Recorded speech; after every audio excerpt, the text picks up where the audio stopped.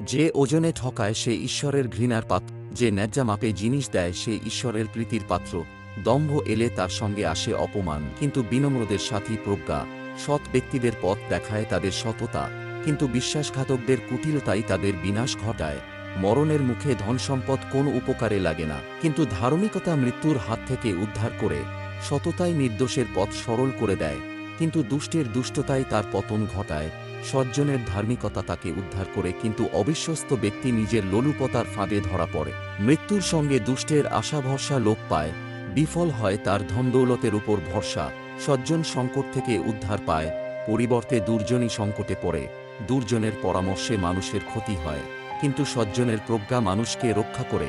ধার্মিকের সৌভাগ্যে নগরে আনন্দ হয়, কিন্তু দুর্জনের বিনাশে শোনা যায় হর্ষধ্বনি। সুজনের আশীর্বাদে নগরের শ্রীবৃদ্ধি হয়, কিন্তু দুর্জনের পরামর্শ ধ্বংস ডেকে আনে। আমেন।